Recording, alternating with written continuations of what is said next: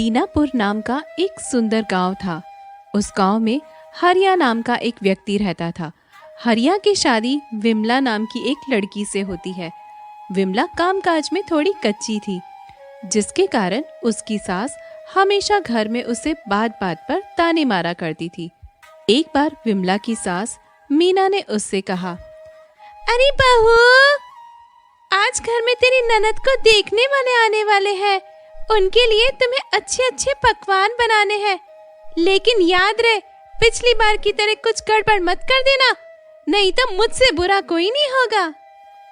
ठीक है माँ जी, मैं कर लूंगी, लेकिन आप ननद जी से कह दीजिए कि मेरी थोड़ी काम में मदद कर दे तो काम जल्दी हो जाएगा। विमला की ननद पिंकी थोड़ी पढ़ी लिखी होती है, तो वो उससे कहती है, भाभी, ये काम वाम मेरे बस की नहीं है। मैं पढ़ी लिखी हूँ, आपकी तरह अनपढ़ गंवार नहीं हूँ। आप अपने आप ही कर लीजिए अपना काम। ये कहकर वो वहां से उठकर चली जाती है। विमला भी अपने भाग्य को कोसती हुई रसोई में काम करने चली जाती है।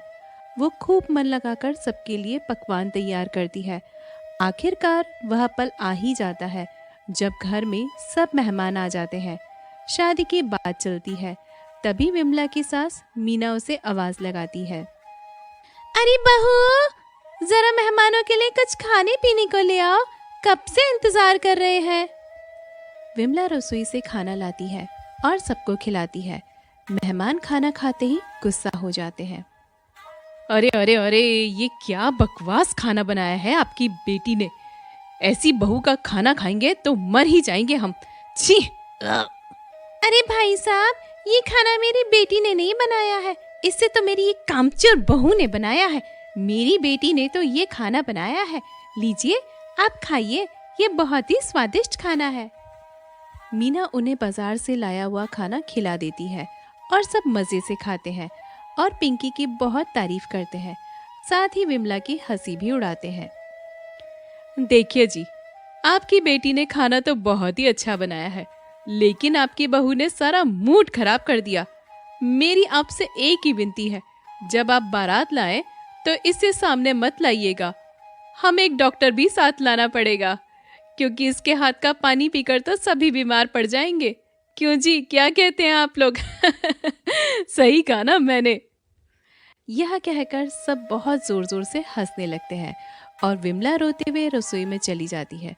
वो मन ही मन कहती है, मेरी तो किस्मत ही खराब है। मैंने हमेशा इस घर को अपना समझा, लेकिन मुझे हमेशा इन लोगों ने ताने मारे हैं। हे भगवान, मेरी मदद करो। ये कहकर वह रोती हुई सो जाती है। तभी उसके सपने में उसकी मरी हुई माँ आती है और कहती है, बेटी, तुम चिंता ना करो। मैंने जो तुम्हें विदाई के समय एक बेलन दिया था और ये भी कहा था कि जब तुम कभी भी मुसीबत में हो तो इससे जो कुछ तुम कहोगी वो बात पूरी हो जाएगी, लेकिन तुमने मेरी बात को मजाक समझा। अब वक्त आ गया है उसका इस्तेमाल करने का। उठो बेटी, वह बेलन निकालो। यह कहकर उसकी माँ चली जाती है। तभी उसकी आंख खुल जाती है। वो सपने में कही हुई बात को आजमाने के लिए बेलन निकालती है। तभी उसकी सास आवाज लगाती है, अरे करम जली, अब क्या वही रोती रहेगी? मेरे लिए जल्दी से अच्छे पकवान बना कर ला, और इस बार कोई गलती की तो तुझे जिंदा नहीं छोड़ूंगी। उठ! विमला अपनी सास की बात सुनकर डरने लगती है और मजबूरी में उस बेलन को हवा में घुमाकर कहती है, ए मेरे बेलन, जल्दी से अच्छे अच्छे पकवान बनाकर लाओ। बेलन हवा में उड़ने लगता है और अचानक से बहुत सारा लजीज खाना उसके सामने आ जाता है। वो खाना लेकर अपनी सास के पास जाती है।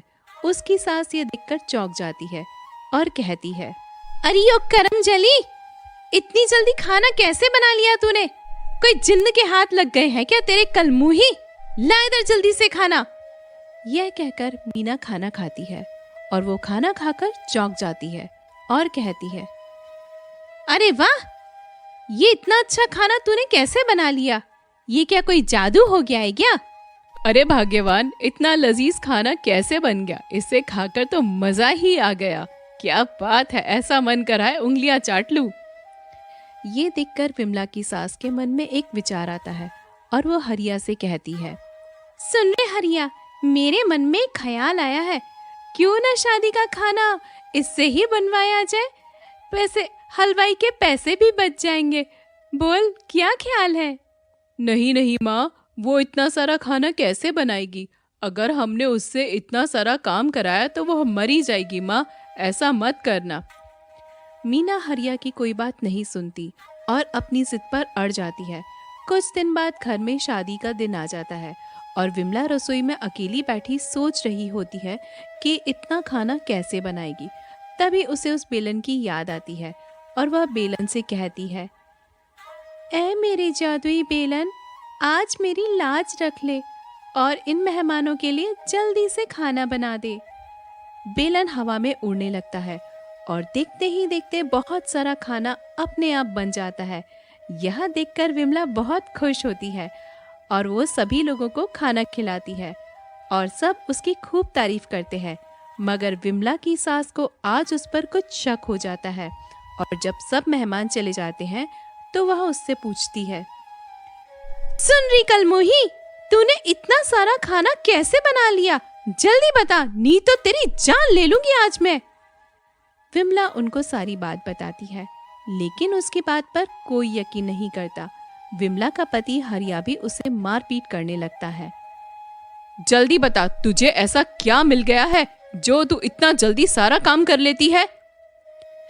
मैं सच कह रही हूँ जी, मेरी बात को विश्वास मानिए, मैं सच कह रही हूँ। मैंने आपको उस बेलन के बारे में जो बताया वह सब सच है। यह सब उस बेलन का कमाल है, मेरी बात पर विश्वास कीजिए।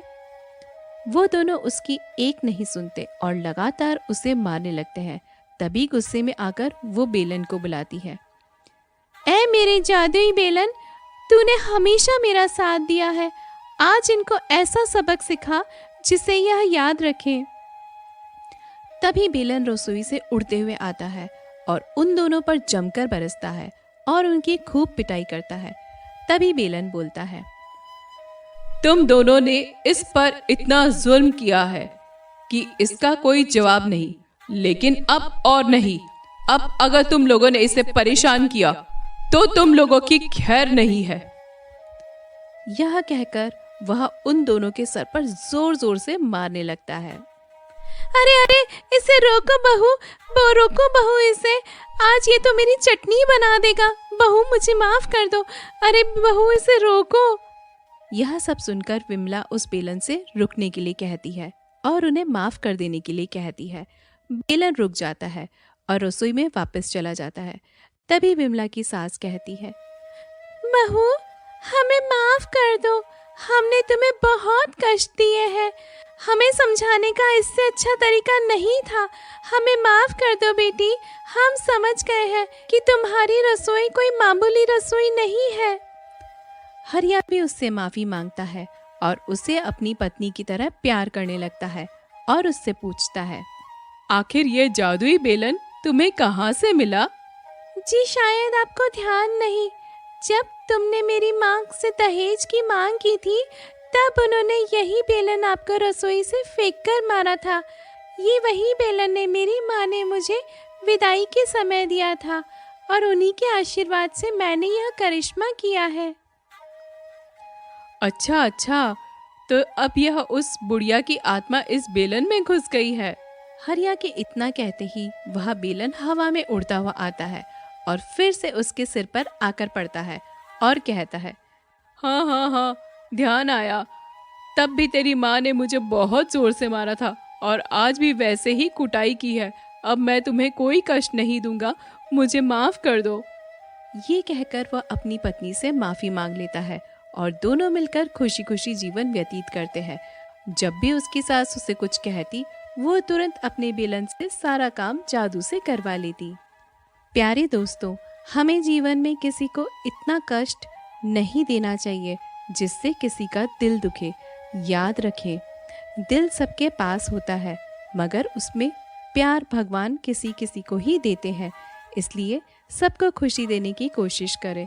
दुख तो जीवन में वैसे भी बहुत है। तो दोस्तों, उम्मीद करते हैं आपको हमारा आज का वीडियो पसंद आया होगा। अगर हमारा वीडियो पसंद आए तो उसे लाइक करना न भूलें और अगर चैनल पे नए हो तो सब्सक्राइब करना न भूलें हैं। मिलते हैं अगले वीडियो में, तब तक के लिए धन्यवाद।